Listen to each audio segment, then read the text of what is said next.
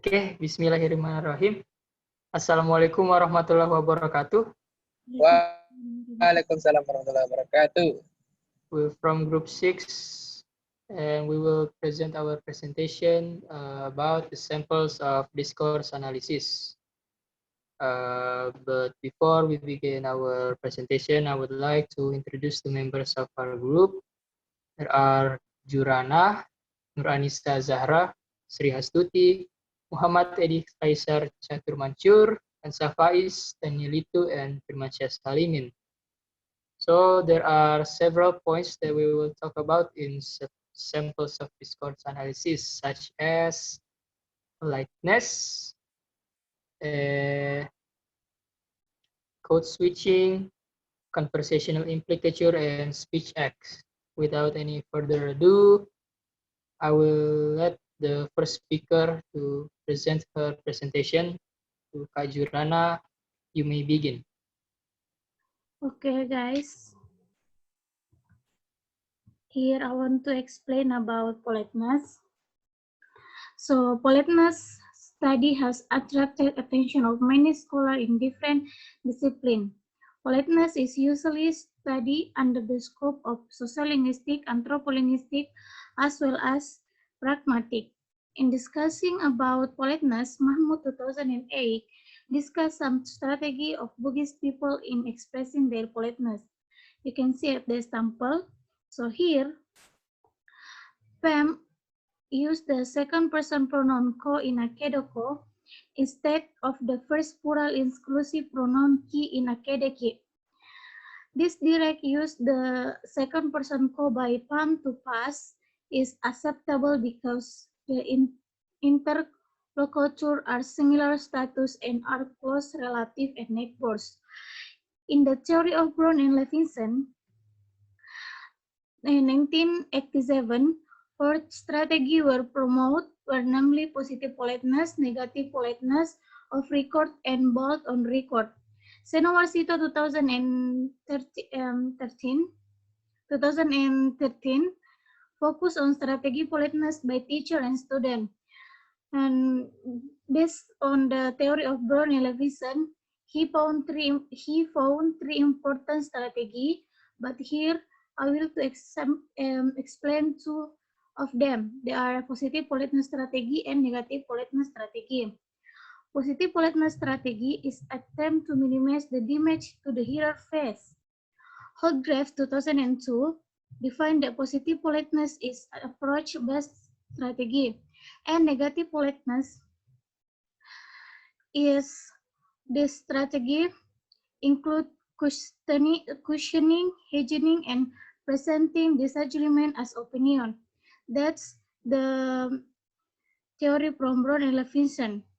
Next is the example of positive politeness strategy. Here, there are two experts. That the first one is by using identity maker class for calling student, and the student calling mom to call female teacher who was considered as acceptable person, and it can be categorized positive politeness. And calling class to the children, that could be positive politeness too. So here, teacher didn't position herself as more powerful or keep distant for student. And the example number 2, the positive politeness, it can be seen from the student respond teacher, and when teacher say hello, and student respond by say hello followed by personal maker ma'am. So it's mean that the student feel close with the teacher but still give the respect. So next is example of negative politeness strategy. In example number 1, Senowarsito put the expert above by pointing the use of please, then it can be indicate negative politeness. So next in the example number 2,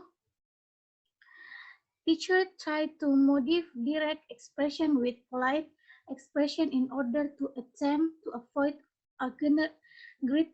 deal of imposition on the student, and she used expression a little to lessen the imposition by implying that the student were not asked to do very much. So that's all for me. I give to the moderator.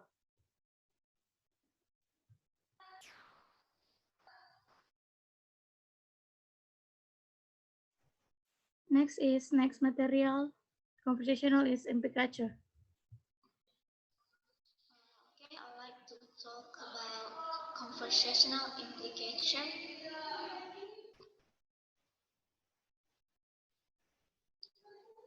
Conversation implicature is one of the topics discussed under the scope of pragmatics using Grecian cooperative principle. Definition by Widdowson 2007, p. 128. Best explain about conversational implicature. That is meaning that is not explicitly expressed but implied by the violation of the cooperative principle. According to Grace, there are four maxims. The first one is the quantity maxim, which is the amount of information provided. The second is the quality maxim, which is about the truth. The third is the relation maxim, the maxim that shows how to express society in Widdowson 2007, p. 130. I think that's all from me. So the example of conversational implication. Okay, I want to explain the example of conversational implicature. For the example, you can see on the slide. So, in expression, ini harusnya jadi motivasi lagi penggerak buat para seniors. It should be a motivation and driving force for the senior. The phrase the seniors implies that if there are seniors, there must be also juniors. It can be said that the word junior is the opposite of the word seniors. In the case, the word refers to the participant who have participated earlier and later in the program. In analysis, the conversation of the speaker C, Nanda and Luke took 1 second of C U-turn followed by the response of R, the speaker. Ini harusnya jadi motivasi lagi penggerak buat para senior. The expression above becomes the main point of the discussion, that is the type of conversational implicature that is to imply the opposite. The research then interpreted the expression as one form of the conversational implicature proposed by Grecian cooperative principle. Note that the research used the word implies to show that they interpreted the conversation in the context. Also, they use the word refers to show the referring terms in the text. To compare with another conversational implicature, the research took another excerpt. For example, you can see in the slide. In analysis, another conversational implicature, Nanda et al. Took another excerpt above and analysis by the following way. In expression, pendatang baru kita minggu ini di Take Me Out Indonesia serius mencari pasangan mapan dan kamu adalah tipe pria yang dia cari. Our newcomer this week, this Take Me Out Indonesia seriously looks for a settled soul podium. The literal opposite of the word new is all in this context does not refer of the scales of egg but to the time when the event took place. The word new and all in the utterance can be simply interpreted as early and later. Therefore, if there is a new come, there must be the old or new earlier ones. Nanda et al. Quote the expression from the text. Pendatang baru kita minggu ini di Take Me Out Indonesia serius mencari pasangan mapan dan kamu adalah tipe pria yang dia cari. Our newcomer this week in the Take Me Out Indonesia seriously looks for a settled soulmate and you are and kind of man she is looking for. Then Nanda et al. Put the expression as the main point of discussion, not how the foot referring things by the use of the word refer. Thank you. I think that's all for me. Okay, next I will explain about code switching.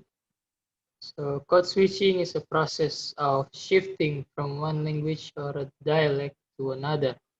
This is usually used by bilingualists who often doesn't understand the second language that they acquire. So code switching is another topic that can be analyzed by using discourse analysis. The following example analyzed data recorded in terms of types of code switching used by teachers during the learning and teaching. The analysis covers intersensatial switching, intrasensatial switching, text switching, and intra-word switching.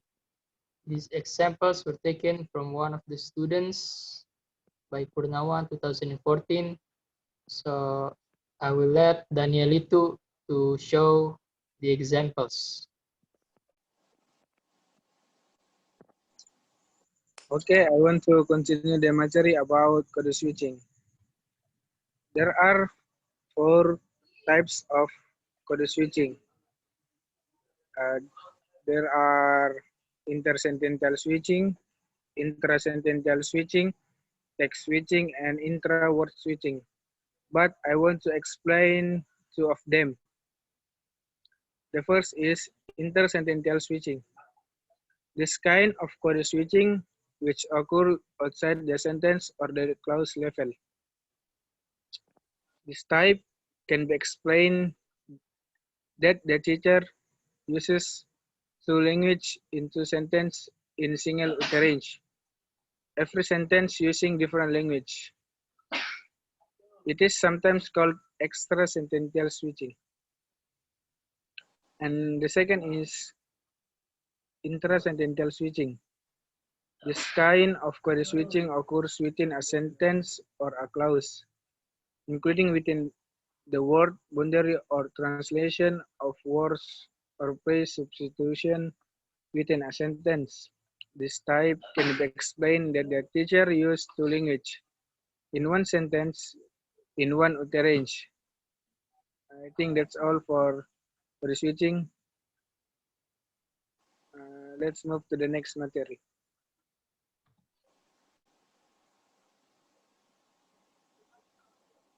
Okay, Alex, move to speech act. Time is yours.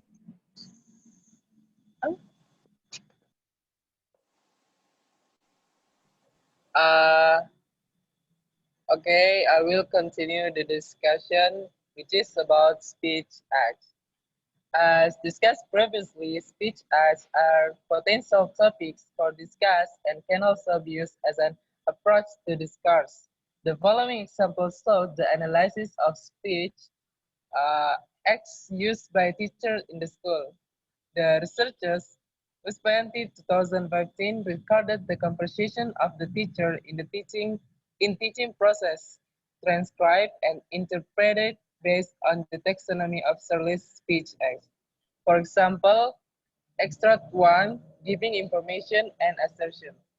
In this situation, the teacher A asked the students about the topic of the material. Moreover, the teacher A asserted the topic of the material. Teacher says, last week it is related to structure, but today the material is listening. In this time, we are talking about surprise and disbelief. Disbelief and surprise, disbelief, and surprise. Student says disbelief and surprise. Based on the extract 1, the teacher A used representative speech in classroom interaction when he told the actual state by saying, last structure, it is related to structure, but today the material is listening. In this time, we are talking about surprise and disbelief. Disbelief and surprise. Disbelief and surprise. In that utterance, the teacher reported or informed the students about the topic before the teacher explained the main material so the students get better understanding when he explained the material. Besides that, the teacher A also informed about the topic of the material that he had explained before that was structured. Regarding to the context above, the function of representative speech ads was giving information. Thank you.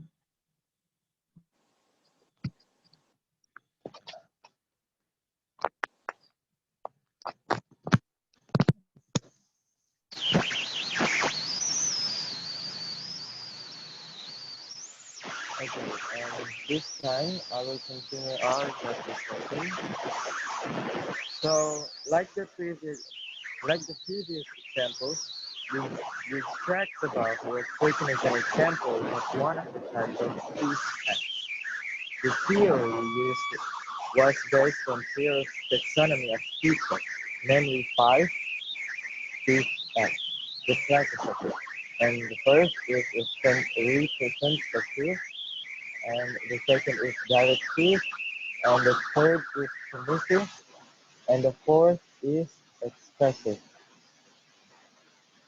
and the fifth is declaration.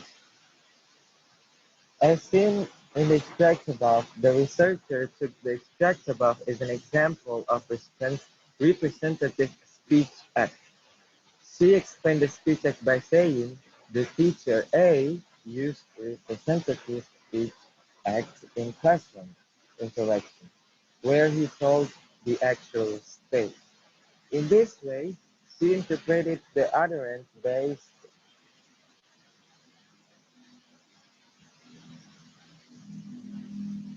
in this case, she interpreted the utterance and the context. In the last part, she also stated regarding to the context above, the function of representative speech act was giving information, in which was explaining the function of the speech act. She then presented another extract from the transcription to show another type of the speech act based on Searle's classification. This can be seen in another example like, okay, so the extract 2 is about asking questions. Before the teacher A explained the news item text, he asked the students about news item to check their understanding before explanation. So the student says yes, and the teacher says, how about this text? Please say something about news item. And the student says news. Based on the extracts that I just mentioned, the teacher A used directive speech act, namely asking someone to do something. Firstly, the teacher asked the students about what they know of the news item by saying, how about this text? He said it's to measure the students' understanding of news item. Then the teacher said, please say something about news item. That the teacher requested the students to say something about news item. So the function of directive speech act used by the teacher was to ask questions and to request the students to say something about news item. Then the teacher used directive speech act by using donation language in classroom interaction, where the teacher said, apa itu news item? Seperti apa itu? Which means, what is news item? What is news item class? The teacher repeated his question to make the students easy to answer the question. So I think that's all for me. Let me give it to the moderator.